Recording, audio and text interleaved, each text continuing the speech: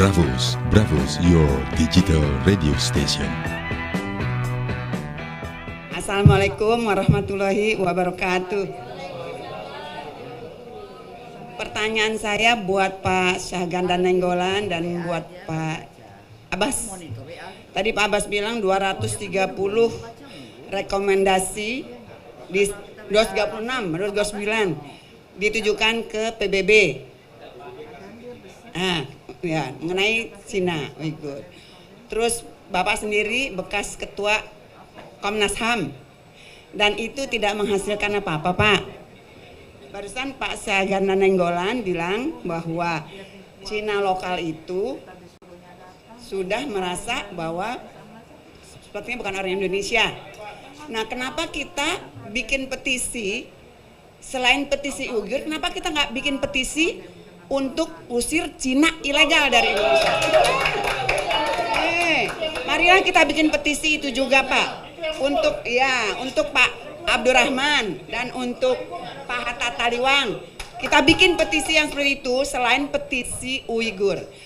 Pertama ini apa? Saya baca di WA berkaitan dengan Joko Edi. NU menganggap Uighur itu separatis terhadap RRC sehingga NU menganggap itu wajar saja kalau Uighur jadi korban genosid. Itu tanggapannya bagaimana, Pak? Itu saya baca di WA. Nah, itu ada. Lalu ini, Pak, sekarang dulu kan ada istilah polisi dunia Amerika. Apakah sekarang berubah ke RRC gitu? Terima kasih, Pak. Saya mungkin tadi Pak Syahganda Nainggolan mengatakan bahwa kalau kita mau maju ini, kalau kita mau Uighur ini diungkapkan ke atas harus minimal 1 juta tagar. Pertanyaan saya, yang di sini yang main di Twitter sama Instagram siapa aja? Nah, bisa apa enggak kita gitu? Nah, kalau bisa, selain buat yang ini kan kita juga butuh yang lain. Nah, maksudnya butuh untuk yang lain. Kalau bisa kita saling dukung di Instagram maupun di Twitter. Jangan cuma ngomong doang gitu loh. Jadi kalau bisa teman-teman ini didata siapa-siapa yang punya Twitter, akunnya apa aja, bikin itu, tulis itu. Jadi nggak cuma dari sini terus hilang sampai di rumah lupa, udah capek. Pak Syahganda tadi ngomong. Nah, yang kedua tadi soal, saya kebetulan saya dokter, ya dokter beneran ini. Jadi kalau kalau kita ada anggota badan kita anggota dari perut ini diambil, jantungnya diambil, limpahnya diambil, hatinya diambil, ginjalnya diambil, dipakai untuk didonorkan, itu nggak semudah itu. Jadi kadang-kadang jangan sampai nanti kita terjebak, kok orang-orang kita kok berpikirannya pendek sekali, ya. Nggak semudah itu. Jadi untuk menjadi donor organ itu harus diperiksa dulu apakah ini cocok atau tidak cocok. Kalau tidak cocok itu juga akan percuma. Nah, banyak orang kita suka transplantasi ginjal tuh di China. Gen kita sama gen dia tuh beda. Jadi jangan salah, orang kita yang ke sana itu sampai di sana pulang tuh dikasih imunosupresan. Apa tuh imunosupresan? Supaya tidak bereaksi. Begitu dia bereaksi terhadap jaringannya, maka dia akan menolak. Kalau menolak maka akan percuma, mati juga. Ya, makanya harus dipilih dulu. Jadi harus dipilih dulu cocok atau tidak. Jadi mudah-mudahan ini kita nggak akan berpikir bahwa kalau ini diambil organnya terus untuk donor. Kadang-kadang minta maaf, ini saya nggak tahu. Nauzubillah, mudah-mudahan nggak benar ya. Itu banyak yang dimakan. Ya dimakan. Emang orang-orang mereka udah nggak benar itu. Ya itu dimakan. Jadi organ tubuh itu dimakan. Ada orang-orang yang udah agak beginilah ya. Ya. Saya nggak tahu apakah benar apa nggak, saya nggak tahu. Ya mudah-mudahan tidak ya. Itu tapi tadi yang saya minta tolong sama teman-teman, kita saling dukung ya tapi tetap hati-hati. Ya, assalamualaikum warahmatullahi wabarakatuh.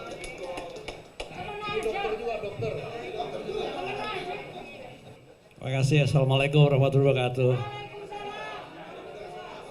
Saya juga dokter beneran, cuma nggak praktek. Prof, saya tadi ada mendengar tentang kehadiran negara dalam persoalan Uighur ini. Ada pepatah yang mengatakan kuman di seberang lautan tampak, gajah di pelupuk mata tidak tampak. Bicara kejahatan kemanusiaan ini, Prof, saya kebetulan terlibat dalam proses penyelidikan 700 kematian tenaga KPPS itu.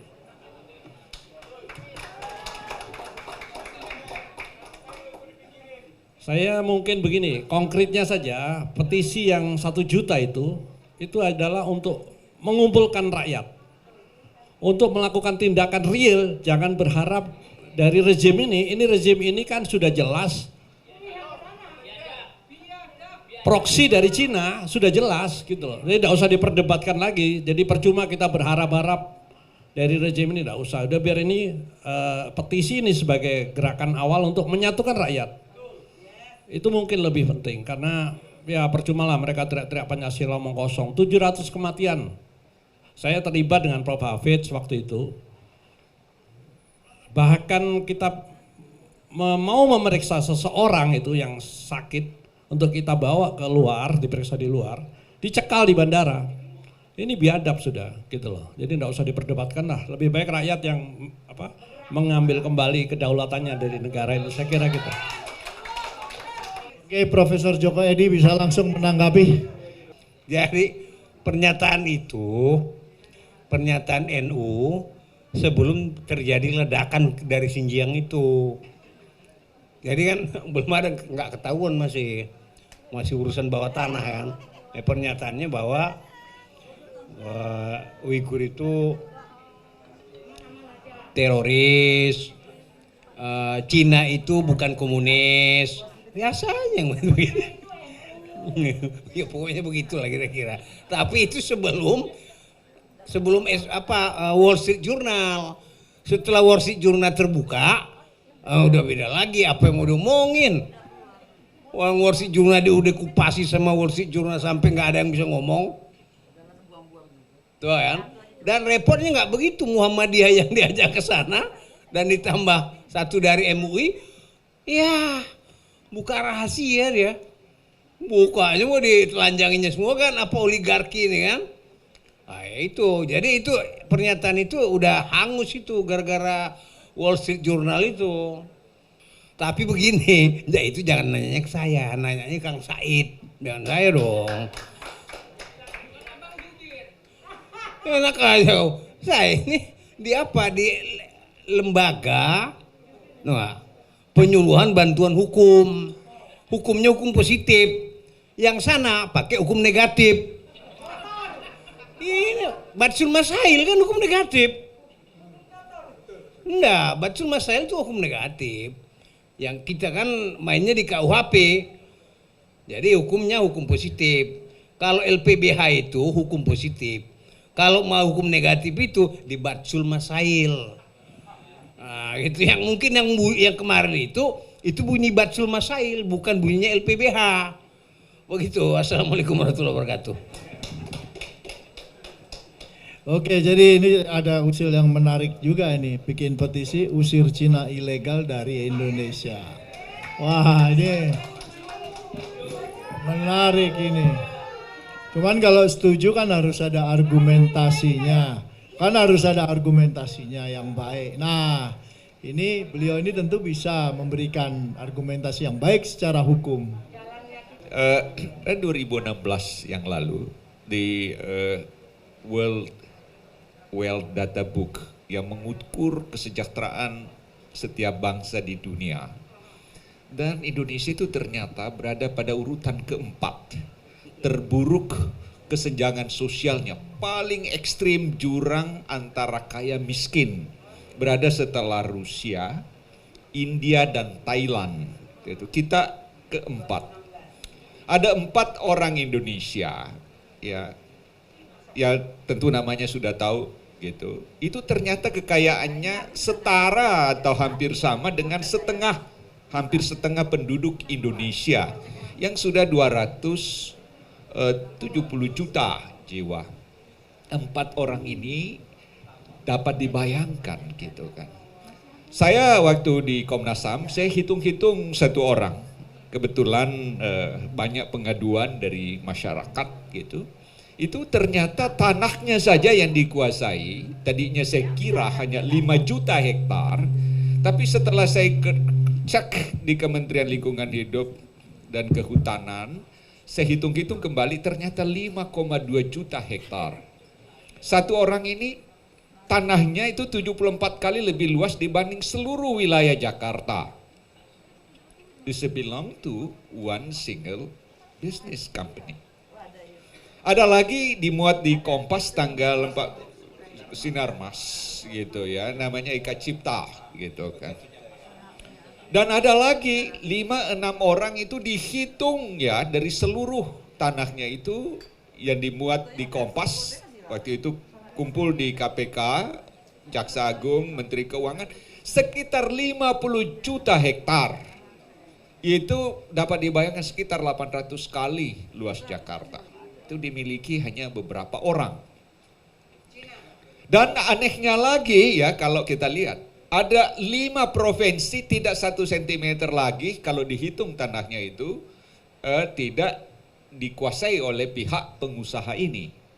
Misalnya Sulawesi Tenggara, karena hitung izin untuk penguasaan tambang, izin ini, izin itu ya kan, itu ternyata jauh lebih luas dibanding seluruh dataran provinsi itu. Itu juga sama dengan Kalimantan Timur.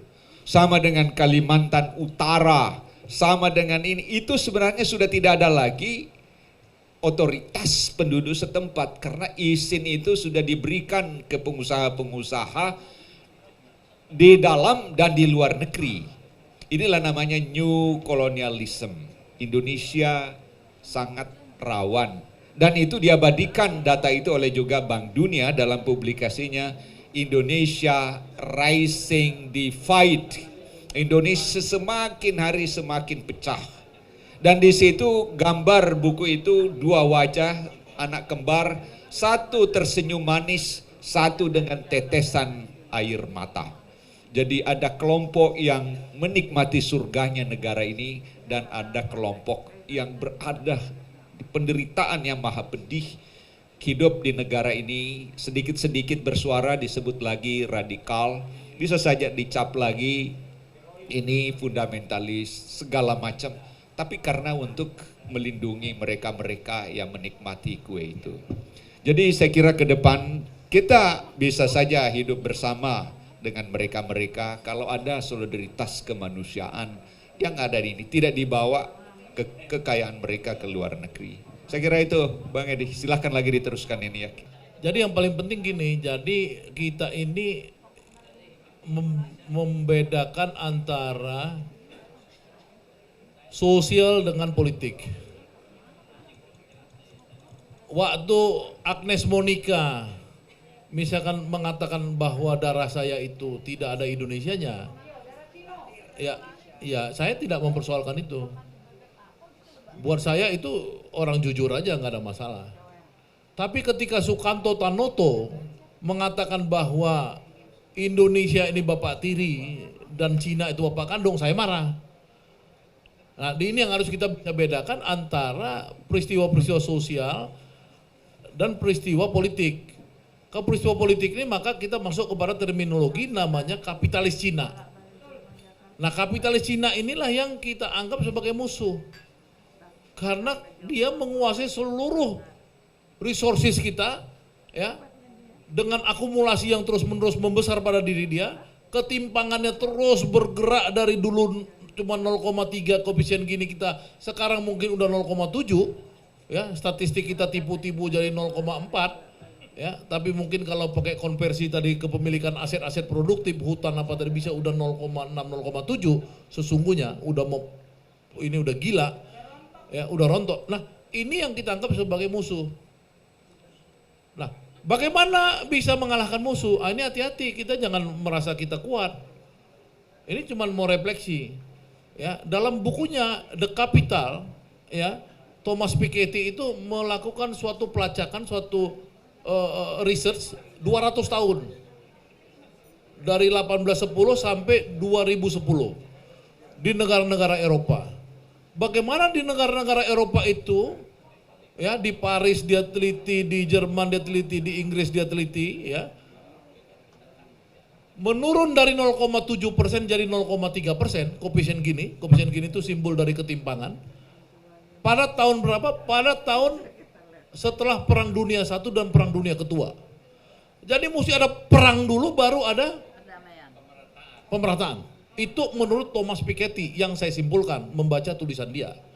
Yang di buku Thomas Piketty yang banyak dirujuk banyak teman-teman di Indonesia juga, yang dia nggak membaca di situ, yang saya lihat Thomas Piketty menyembunyikan, itu adalah lahirnya ideologi yang kuat menantang kapitalisme waktu itu.